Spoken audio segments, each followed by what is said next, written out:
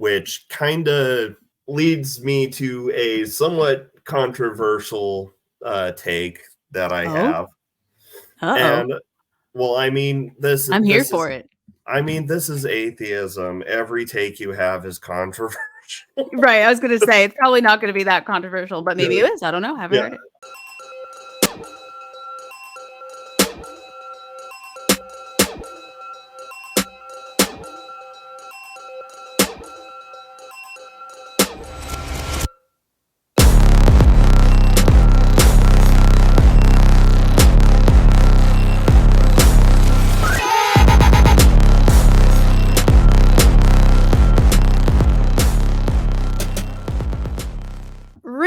Thank you so much for joining me here on Growing Up Fundie. I'm really excited to have you. I believe, if I remember correctly, you found my podcast through Godless Granny, I believe. Yes. Godless Granny's channel. Love Godless Granny. Any friend of Granny is a friend of mine, but enough for me. Tell me a little bit about yourself. Who are you? Where are you coming from? What's going on? I go by Ring. I used to do a lot, like at least weekly edited video content on YouTube, but current commute issues have basically reduced me to doing a stream a week. Yeah. So yeah, that's still a lot. Yeah. That's still a lot of content, just so you know. Yeah. Yeah, and I mean the streams do tend to run like at least an hour and a half. So that's awesome. That's awesome. Yeah. And what kind of content does your channel focus on mostly? So it started as explaining and reacting to the fundagelical reaction to media. I like that phrase, fundagelical. That's good. Yeah. That's good. And what I thought was interesting about your story is you're only the second person I've ever met who references the Foursquare church in their past, which I thought was really fascinating. And so you grew up Foursquare, which for anybody who doesn't know what that means, you put it in the perfect way. You put it Pentecostal lite, which I thought was great. Yeah. And so what was that like? At the time, did it seem odd at all? At what age were you kind of clued into church being a little bit different or maybe not necessarily your thing, your vibe? I was full on Fundie until after I joined the Army. That's wild. And was the Army part of the reason why you segued away from that, or? A big chunk of it was actually reading about the at the time recent discovery of Tiktaalik. You know, Tiktaalik is the fossil fish with legs. Oh, that they found in Greenland. Yes. Like about a decade or so ago. You know, because the big, young Earth creationist, claim is, oh, you'll never find any kind of transitional fossils. I look at the, I read this. Yeah, I read this science, this news article about this fossil fish found in Greenland. And I'm like, that looks pretty fucking transitional to me. Oh, sorry. Is it okay to curse? Oh, go for it. Yeah, no, go for it. Yeah. And then like another big chunk of it was watching one of my like childhood scientific icons completely smack down my other childhood scientific giant air quotes icons in a debate. Are you talking about the one I'm thinking of? The Hamm Nye debate. Yes, Bill Nye. Yeah.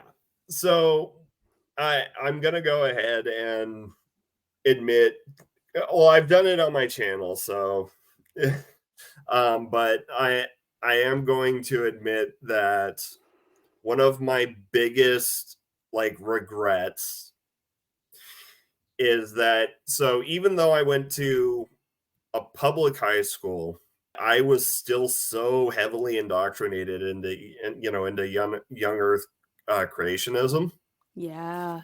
That when we did a nonfiction children's book, I did a book about just interesting facts about snakes. And because books have dedication pages, I put in a dedication page, and I dedicated it to two people. Who? Steve Irwin, which I'm not ashamed of. No, that's great. And the other one was Ken Ham. Really? So even at Yeah. that age, you knew who Ken Ham was? Oh, yeah. Wow. How were Like, you learning about Ken Ham at that age? Was it through your parents, or was there a channel I just wasn't aware of? So, back in the 90s and 2000s, I don't know when exactly it stopped. Answers in Genesis had a radio show that played on Christian radio networks. Wow. Yeah. Wow, that's wild. And the fact that even as a kid, you knew who that was, which I can't talk Yeah. because I used to travel across the country to watch Benny Hinn. So like I'm not judging. I used to do, I was a nut just like that. Yeah. And then I read in one of your notes to me, you said that you intentionally failed history on purpose Yeah. when they started talking about evolution. Yep. That's wild.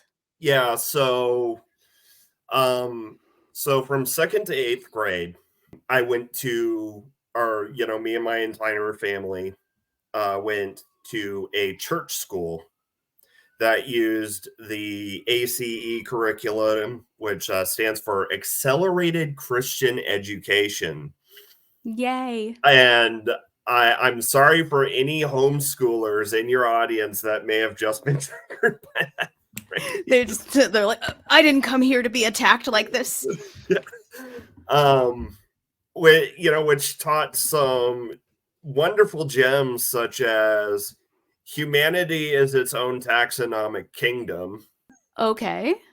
I'm impressed with the use of the word taxonomic. I will give you that, but very concerned about the rest. Yeah. When you learn about, Linnaean phylogeny, it puts humans as their own kingdom. That is and also a literal historical curse of Hamm. A what? Okay. So in the Bible, right after the flood, because Noah had 3 sons, Shem, Ham, and Japheth. Noah, after the flood's over, he probably to get rid of his trauma or something, he gets blasted drunk off this vineyard he grew. And Ham, goes in to check on him, sees him naked, and is like, oh no, dad's passed out naked in his tent drunk. I gotta go get some help. So he goes and gets his brothers, is like, hey, our dad's passed out naked in his trunk, or in his tent. And Shem and Japheth, come in and they cover him up, but they avert their gaze so they don't see him naked. Well, when Noah wakes up, he then curses Ham and all of his descendants so that they will be eternally the slaves of their brother, of his brother and his brother's descendants, because Ham saw him naked, and the way it was saved his life. Yeah. We're just gonna ignore that part. And basically the way it was taught, is that Shem's descendants were all the Semitic peoples. Okay. Japheth's descendants were the Eurasians and Native Americans, and what have you. Okay. Leaving the African continent to Ham and his descendants. Well, first of all, yeah, the guy's name is Ham. So he deserves to curse whoever he deserves to be the one cursing, is what I'm saying. His dad named him Ham. I feel like his dad cursed him from birth with a name like that. But that is, and so let me just guess. That's why those people deserve the way that they've been treated throughout history, is because, there's a curse. Like, we can't help it. We're just perpetuating the curse because that's what we're supposed to do according to the Bible. Yeah. God said it would. God said it was okay back in Genesis, and that was a terrible Aussie. I was trying for a Ken Ham, but I couldn't do it. That's good though. The less you Yeah. can sound like Ken Ham, I think the better off you are, to be Yeah. honest. So so you would directly sabotage assignments because they didn't line up with biblical teaching, which Well, it honestly, it wasn't so much that I directly sabotaged them. It's just I refused to do them. yeah, And then because I'm a bit neurospicy, love I it.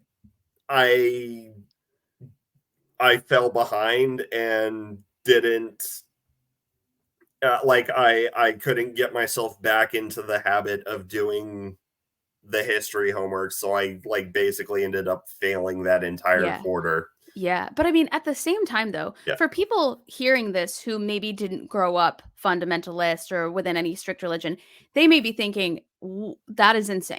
Like, that Yeah. is psychotic behavior. But as somebody who grew up in the faith, and my mom never taught me that creationism was bad or anything like that. I grew up in a very Yeah. science forward household, but the church did make me question a lot of what I was being taught.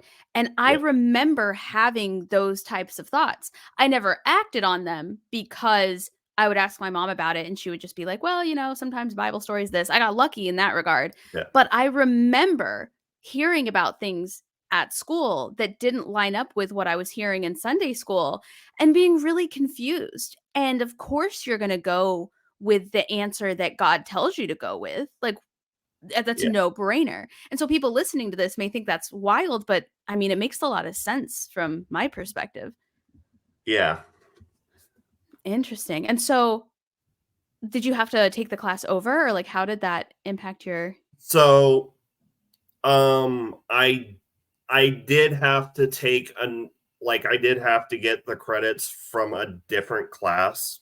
Basically, I went I think it was like just like a civics and government class that I recovered the credits from. interesting. And did you feel at the time like you had done the right thing, or did anybody question what you were doing, or did your teachers ever care to Uh, check in on why it was you were failing? I think my history teacher might have had some kind of inkling. Yeah. Um, Either that or she just might have gotten a lot of mistaken Fundie kids in her class and it was a routine thing. But when we got to,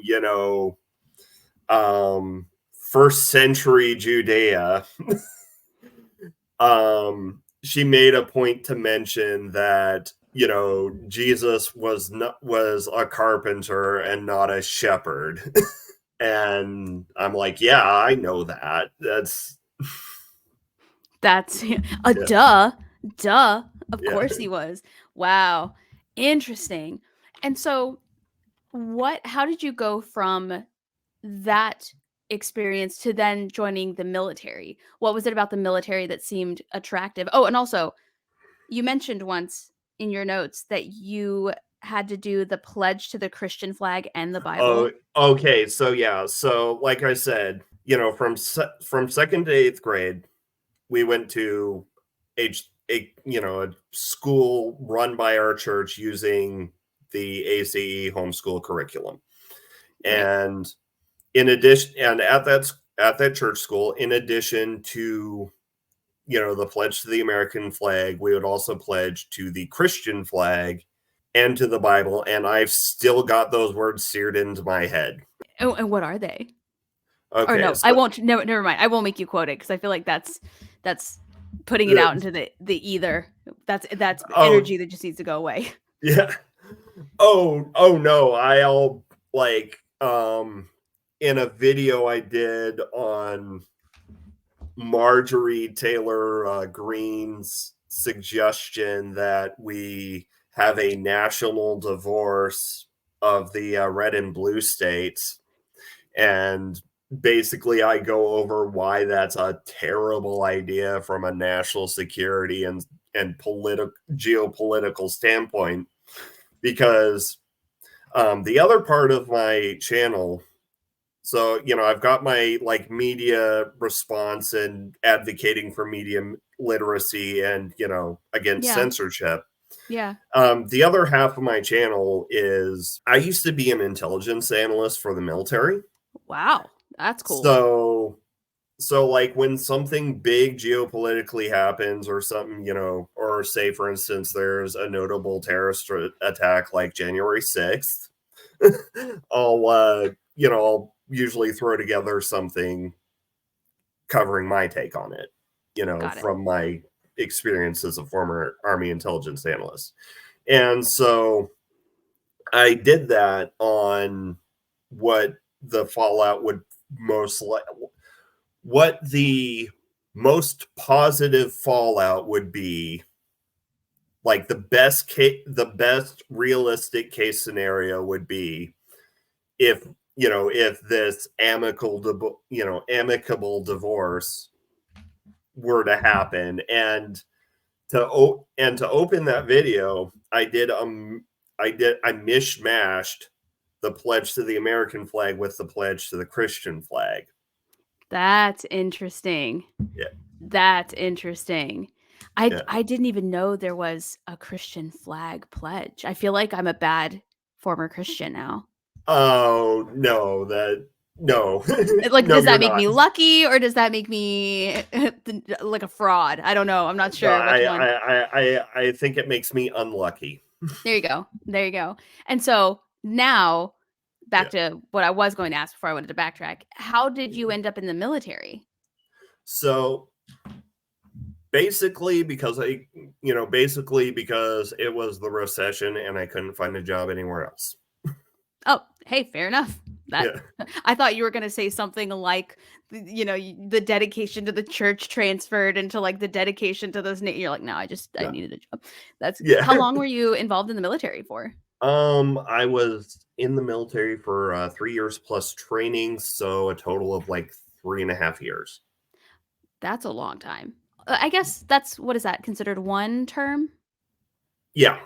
I was gonna say that sounds like a because it's around 4 years, isn't it? When Yeah, you first I was one and done. And yeah, there is a surprisingly long amount of training for learning how to put together a PowerPoint for officers. I mean, part of me laughs and the other part of me is like, well, I don't know. I can see how that would Yeah. some people would be a little more they wouldn't know as well. I don't know. Yeah. I've met some people who still don't know how to use Excel spreadsheets. Um, Well, I but they're mean also not was learning the same. it was mostly a joke because there is more to the job. There's a reason that we're called PowerPoint Rangers. Mighty Morphin PowerPoint Rangers. So while you were in the military is while you Yep. started your deconstruction journey? Yep. And so by the time you were out of the military, did you fully consider yourself an atheist or were you still kind of on the fence? What did that look like for you? I'd say by the time I left, because like the Hamm Nye debate was what, like 2013, I think. Oh, was it that long ago? I'm gonna Yeah. Google it. I'll Google it real quick. 2014. Okay, Yeah. So, 2014. Yeah. yep. Yeah, I'd say I was full on out, but I wasn't quite through my angry atheist phase until a little bit after that. Interesting. And so I like that you said your angry atheist phase because I Yeah. feel like that's a common thing that I like to touch on with people because I feel like there is that stage of anger Yeah. when someone first becomes an atheist. And that's when we binge the debates, a lot of the call-in arguments and stuff like that. A lot of Yeah. Christians suck for this reason and that reason. And then one day, I feel like most of us turn a corner and we're no longer angry anymore. Yeah. What would you say made you angry? And then what would you say helped you not be so angry anymore? So ironically, I didn't stumble onto the atheist community until after I worked through my angry atheist phase. Like around 20 like around 2016-ish or like 2017, I was playing in a Vampire the Masquerade game. That I gotta say, that's the first I've heard this version of a Yeah. deconstruction story. So my character, I didn't set out to like work through my angry atheist angst and you know through essentially D&D therapy from the get-go. I didn't mean that, but I built this old as dirt Irish mercenary, who got like turned as Ireland was being Catholicized. Like as I was working through my like angry atheist phase, I was like, I kind of just projected those emotions onto this character I was That actually playing. sounds kinda healthy, Yeah, honestly. That sounds pretty healthy. I don't know. I've never heard that yeah, before, but that makes sense instead of just stewing in it, sitting there and yeah. stewing in it. Was there ever a point where you were able to just kind of come to terms? Like, everything I'd been taught my whole life was basically a Yeah. lie, but that's okay? Or was it more like, I need to stop being so angry because it's unhealthy for me? For the most part, like by the time that campaign ended, I had vented my emotions. Yeah, that makes sense. Yeah. And did you ever feel the need to tell your family about it? Do they know about it? Was that a big deal? I can't quite say for certain how out I am. Got it. We don't really talk about religion, but Yeah. Hey, I, listen, same. I'm over yeah, 150 episodes in, and people are still surprised that I've never had that conversation. So I yeah. get it. Well, that being said, when I was living with my dad, I did have to like make sure not to listen to atheist content while he was within earshot Got it. because I'd get snide comments. Got it. Got it. Interesting. And so, how long did that last? At what point did you leave and move somewhere else? Um, up until last year. Got it. Interesting. So that's Yeah, fairly recently. yeah. And would you say that it would it be harder for you to come out as an atheist, or was it harder to come out as non-binary? Which experience was more difficult? Well, the funny thing about that, um, I like there are two people in my family who don't know I'm non-binary. Got it. Um, And is that okay that I include that in this episode, or would oh you like me to? yeah, Okay, that's fine. perfect. My mom and the older of my two sisters, because she is still as fundy as I was. That's um, interesting. I can see that I'm going to have to come out in the nearest future, and it's just like on the horizon as like a hurricane approaching. Yeah, yeah, that's and I can't even imagine what that feels like. Is that something that you feel like will take a lot of weight off your shoulders, or is that something that you feel like maybe will change things for you from here on out? Oh, I'm certain it's gonna stir up a ton of drama. Interesting. Man, that sucks. And I'm sorry about that. Yeah, That really sucks. But I feel like at the same time, those sorts of situations show you who you really should have in your yeah, immediate circle and who can take a back seat, you know? yeah. Um, and has that experience at all impacted your atheist activism? Like, does it change the angle from which you view atheism as opposed to anybody else? Like, say, like just a cis person. I've always wondered Yeah. if the non-binary experience is also different in atheism as well. Only in so much as it led me to either coin or appropriate a phrase that I am particularly fond of using when I get the chance to. What's that? Your internal experience of deity does not get to dictate my internal spirit experience of gender. As it shouldn't. Yeah, no, that's Yeah, a great point. That's a great point. That's a really good point. And that yeah. also belongs on a shirt. If you don't have merch, I hope I'm the first to tell you that should be merch for you. Which do you feel like maybe if not both of them, make your life feel like it made a little bit more sense? Did atheism answer a lot of questions for you? Did your non-binary experience answer questions for you? Um, I'll just say I'm glad I was hit by the gender clue by 4 after I deconverted. I bet, I bet. Yeah, I'm Yeah, guessing that would have made the process all that more difficult to yeah, deconvert. And I have to say, I think it's I think it's such a brave thing to combine those 2. yeah, Because it's scary enough to have to tell people that you care about, I'm an atheist, I don't believe in God now. Like, even somebody who, like me, talks about it all day, interviews people about yeah, it all day, posts about it all day, it's still a conversation that I break into a sweat over whenever I'm in a room full of family, whether it's at yeah, a wedding or something. I just wait for somebody to be like, "So, what's this? You don't believe in God?" And then just make a whole scene. So I imagine having to then reveal an entire other side of who you really are to people that also is going to be taken yeah, for an entirely different set of reasons, is not going to be taken the way that it should. That's just, I commend you, because yeah. that's a lot to take on. That's a lot. Oh, yeah. It's though. I mean, I do have my YouTube channel for venting when I need Yeah. Yeah. The great thing about to. both of our families is they don't watch our channels. Yeah. They don't watch our YouTube channels. I mean, I think I do have a couple family members that do occasionally watch my YouTube channel, but they're ones that I'm already out to. So Right, right. And I'm sure I've got family that yeah, watches mine too. Maybe they just know that I'm a good enough debater to not like mention it. Maybe they agree with yeah, me. Maybe they're secret atheists too. Ooh, there's a club. Something I wanted to ask you about that you had included in your notes that I thought was very interesting yeah, was, you talked about teen counseling sessions, but you referred to them as exorcisms. yes. What is that all about?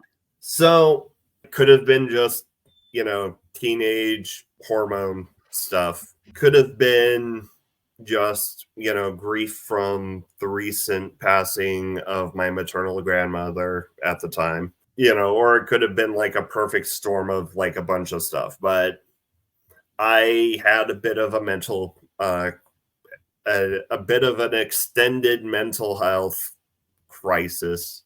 Basically, bouts of depression where my self esteem was very, very, very down, like beneath the dirt. Right.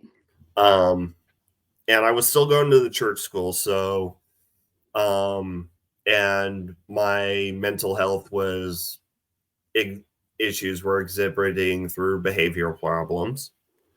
So I went to like weekly or bi-weekly uh, counseling sessions with my youth pastor, where we talk a little bit, and then he'd drive the demons out of me by putting a little dab of oil on the finger, putting the finger on the forehead, and we'd pray together in tongues, and he'd lead me into a self exorcism, and lather, rinse, repeat. Did you feel like, to put it as bluntly as possible, did that feel like shit? Or did it make you feel any better at all? If there's one thing the Pentecostals are good at, it's playing with your emotions. One of my earliest videos, one of my earliest couple of videos is like called like Journal of an Exorcism Survivor Part 1 or 2, Part 1 and Part 2. Yeah. Um I mentioned how good the Pentecostal church is at setting the situation up to give your brain a rush of endorphins, to make you feel like you're feeling connected with the Holy Spirit, or That's what they wild. say is the Holy Spirit. Right. And it does give a euphoric like high, where I do say in that video, in one of those video, where I was literally hooked on Jesus. where Wow. where I would where I would be chasing that high that I would get from like worship sessions. Wow. And that's where my channel tagline comes from is indoctrination is a hell of a drug. Wow. I mean, it is. Yeah. It is. It's an addiction. Yeah. I know I keep saying that's wild, but Yeah. that's wild. Like, I don't know how else to articulate that. And so my brain is trying to wrap itself around how this kind of Christian exorcism is performed, and then everyone just moves on like it's normal. Like, the next day, do you just get up and have breakfast with the family? Like, everything's fine? You know, it was very much like a normal counseling session in that it was just me and the pastor behind closed doors. The church I went to was always the kind of church that every few months they'd have like deliverance night or like a deliverance retreat. Interesting. And so were you married before your deconversion, or Oh no. My now spouse has been with me from almost day one of wow, we've been friends going on like 13 years. that's great. That's Yeah, awesome. And that's also gotta be a great feeling knowing that they've seen yeah, you at all stages of life and nothing can surprise them, there's nothing yeah. that they wow, that's really great. And were they I guess, like, were they part of your life when you were going through that mental health crisis? No, because that was like my earlier teen years. Got it. And so through the whole process of deconstruction and figuring out who you are as a person, what do you think have been the most helpful or enlightening aspects? And what do you think have been things where you're like, in hindsight, I could have avoided that part or that person or that type of content if I could go back and tell Yeah. myself this again? That's a tough one Hmm. because, well, I'm not very good at introspection. Yeah. My spouse would probably beg to differ, but from at least my perspective, my deconversion, or at least my deconversion from Christianity, was fairly smooth. That's good, 'cause it Uh, sounds like everything else was not. It sounds no, like your experience within Christianity was not smooth at all. yeah, and I guess it's a good thing that like deconstruction, that basically, oh, young Earth was wrong, and they say that they're the only true Christianity. Okay, bye. It did save a lot of like mental processing space for holy shit, I swing back and forth between two genders. What the hell's going on with me? Yeah, yeah, I can't even imagine. I truly Yeah, can't even imagine that that must be such a roller coaster, to put it yeah, lightly. Wow. And so, do you think that there is a different experience, if you had to guess, for people going through these things who are, say, neurotypical and people going through these experiences that are neurospicy? I love the way that you put that. yes, Um, and is there anything that people who are neurotypical can do to help their friends that are going through deconversion or changes of any kind that maybe are a yeah, little neurospicy? Like, is there anything that could have helped you?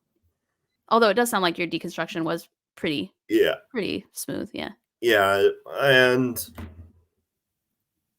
honestly, I I say I'm neurospicy, but I've never been diagnosed. Yeah. Though, Although I feel like you would know yourself better than anyone, you know? while I was at the church school, there was this social worker who was like there to observe one of my classmates for signs of certain um, developmental stuff. I forget the term, and she watches him through the day, and because he's like the only person of my age, we're hanging out during recess. So at the end of the day, she like goes to my mom and says, you should get ring. Obviously, she didn't say ring, but you should get ring tested for autism. I was never tested. But at the same time, like, do you remember knowing that about yourself? Because like I got I guess approved as an Yeah. ADHD person when I was 30, but I've known I had it since I was probably 12 because I was Yeah. exactly like all of my friends who were diagnosed Yeah. ADHD. I guess it would it shock you or not to find out?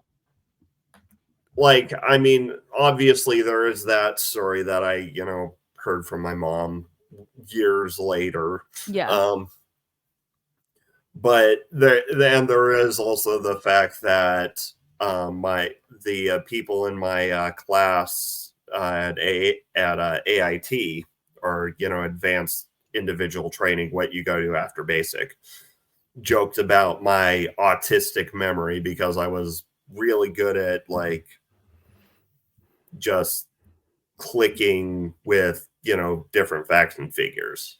Yeah. Interesting. And it sounds like that is right up your alley in terms of what you do with your channel. It sounds like Yeah, you that's cool. I think that's really, really cool. yeah. And so speaking of your channel, what are your goals for your channel? Like where do you see it being in 5 years, or do you have Uh, plans for it?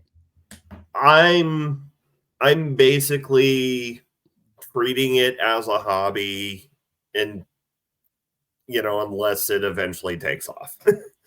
Yeah. Yeah, absolutely. And for anybody listening or watching, no matter what platform you're on, I will have Yeah, linked the channel in the description. So that way you can go check it out and see what you think and give it a like and a sub and a heart and ring the little yeah, bell, whatever all those things we say on YouTube, ring the little bell so you get a notification. yeah. All the Um all the YouTube stuff. would you say that atheism and your transition from the Christianity or just atheism in general has been really good for you? Oh yeah. Yeah, my mental, like, I can say for certain that aside from a hiccup while I was deployed in Afghanistan, That's wild. um By the way, Veterans Day. Thank you for your yeah. service. I just realized Oh, tomorrow is Veterans Day. Yeah. yeah. But, aside from a little hiccup when I was deployed in Afghanistan, and arguably that still kind of fell under, like, I wasn't fully deconverting. I was kind of on the road, but those, last two straws hadn't gotten put on the camel's back at that point. So I was still, so arguably you could say that that may not count, but my mental health has been leagues That's awesome. better after leaving than um than it was while I was in, which kind of leads me to a somewhat controversial take that I Oh? have. Uh-oh. And well, I mean, I'm here for it. this is atheism. Every take you have is controversial. Right, I was gonna say, it's probably not gonna be that controversial, but maybe Yeah, it is. I don't know. Haven't yeah. heard it. Something yearly rock fight. um religion, religion itself is not a mental illness. Hmm. Religiosity is not a mental illness. However, there Mhm. are certain religic doctrines that, when held to, can exacerbate already pre-existing, mental conditions. Yeah. Yeah. Or also, I heard somebody, a guest of mine mentioned once that the same predisposition that leads you to alcoholism, drug abuse, that addictive personality, Yeah, that can make religion more harmful for you. It impacts your brain the same way yeah. and those mechanisms the same way. But, like, for instance, I wonder what would happen to someone who's like struggling with having self-esteem down in the pits. Yeah. Imagine telling them that, oh, you need to put others first and put yourself last. The last shall be first and the first shall be last. Yeah. I feel like it's one of those chicken and the egg arguments. Yeah. It's like, which comes first? The mental illness and then the religion, or the religion exacerbating the mental illness? Can it be both? Well, major disclaimer, I am nowhere near anything resembling a psychologist No, yeah. or even a well-informed psychology layperson. Right, But right. We're just shooting the shit. yeah, if I were to guess, I'd say the existence of people who can hold to those religious doctrines yet still function in society does lead to a the religious doctrine is exacerbating an already present condition. Yeah, yeah. And I think also that's why churches are often accused of using things like food banks to kind of prey on people who they want to join the fold, because those Alcoholics Anonymous. Oh, yes. sorry, something in my throat. Oh, sorry. You need to drink water? Yeah. Um because they know that a lot of times the same habits that cause people to spiral in a way that might also lead to homelessness, whether it's spending money on drugs or alcohol or Oh yeah. over, are the same kind of needs and desires that they feel like they get Yeah. met by joining a church or by joining a So group. my church had this program. Now I wasn't in the program. I was only involved in it in that I helped babysit the kids Right. of the parents who went to it. Called Celebrate Recovery. That sounds scary, to be honest. That sounds like a Yeah. nightmare. From what I could gather, it was basically a Voltron of Alcoholics Anonymous with deliverance ministry. Deliverance ministry. Yeah. You What's know, okay. I was thinking the yeah. movie Deliverance. I was like, "What No, is no, I mean that?" no, Yeah, I mean the charismatic Pentecostal where yes, yes, calling all your mental health problems yes, demons and driving them out and making you, say yes. mantras to, force them out because apparently demons are powerful enough that if you even dare look at the cover of a Harry Potter book, you'll instantly be infected. Well, I mean, But you will, right? but Like, you but they're weak enough that they will physically have to leave you if you say the right words and shout some Bible verses at them.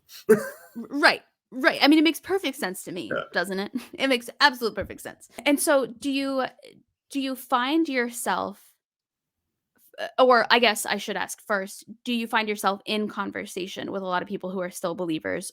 And if so, do you find yourself frustrated with them in conversation, or do you find it easier to talk to them now that you're on the other side? Actually, I'm very lucky in that I seem to be invisible to certain antagonistic sections of the of the That's good. faithful on the internet.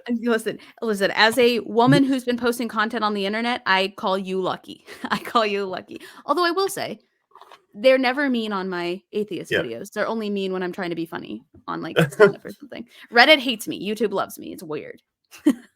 I also tend to be invisible, largely invisible to most other people, but I so perks of flying under the radar, I guess. But True. Yeah, true. um, for instance, I've only gotten 2 trolls in my chat while streaming. That's actually impressive.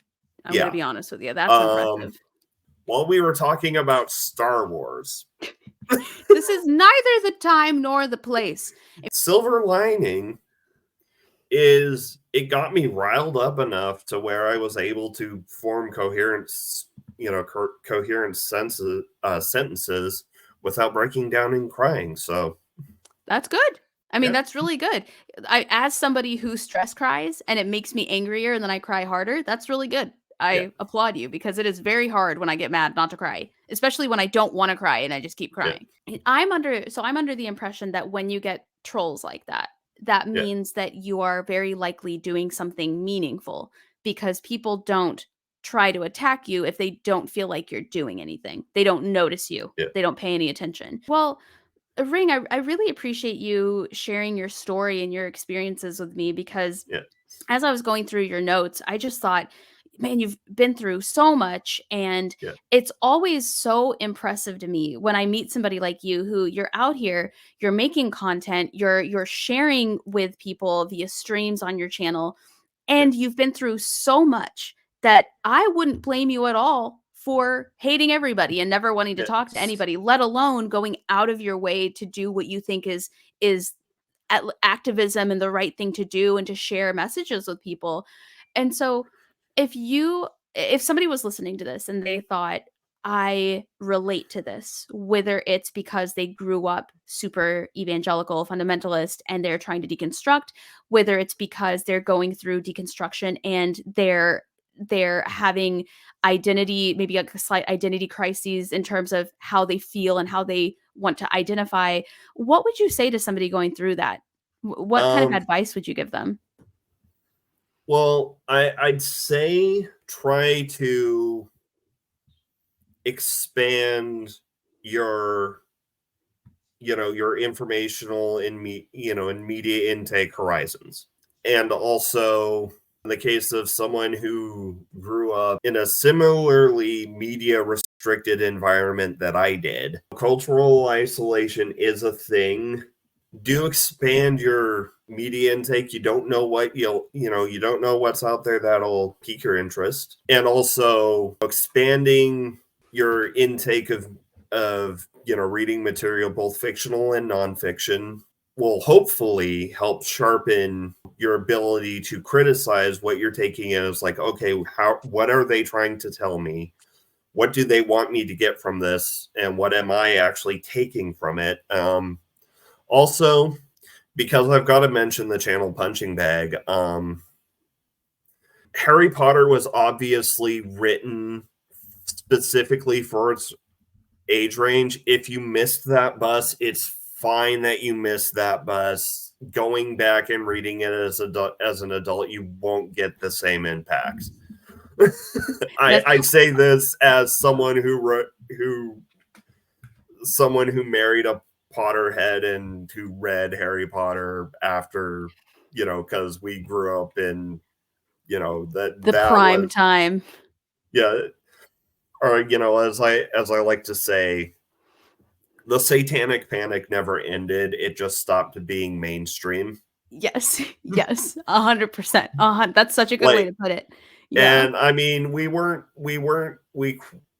quite no Narnia, but like Mary Poppins was too witchcrafty for my mom. Really? Yeah, That's surprising. I never even thought I never even made that connection. That's the first. I yeah. thought I'd heard everything and that is a first. And Huh. there were people who went to my church who thought that Narnia was, C.S. Lewis, the Chronicles of Narnia, were too witchcrafty and pagan for their kids. Now, see that I have heard, but it doesn't make any sense because he was a Yeah. Christian. He was a Yeah, Christian. yeah, and if you The read lion is supposed to be Jesus. especially the Narnia series, but that is the most Christian allegory to Christian allegories this side of Pilgrim's Progress. Literally, yeah, like the lion is supposed to be Jesus. Like that's the whole thing, right? Yeah. Or like and that's what shocks me is I'm like, y'all are that's a reach because he literally wrote that for you guys and you guys are rejecting it because it's too demonic for you. The Mary Poppins one though, that's a new one. I feel like I hear something new every day and that's the newest Yeah. thing I've about heard all week. Well, I really think again, I know I've said this before, but I think that what you're doing is really fantastic. and I Thank hope you. you keep it up, and I hope that you find a spot in life at some point where you can stream as often as or in often as you Yeah. want. 'Cause one stream a week is no small feat. I have not been able to do a stream in a week, so I commend you for streaming even that much. That's a Yeah. lot of work. And again, for anybody listening, I've linked their channel below. You can go check it out, check out their content. But this has been a really fantastic conversation, and I appreciate your perspective. And I hope that anybody listening to this goes and checks out your content because I think it is important, and I think your perspective is really important. And Yes. so, yeah, thank you so much for sharing with me, and I Yeah. appreciate you being here. I really enjoyed talking to you. Thank you.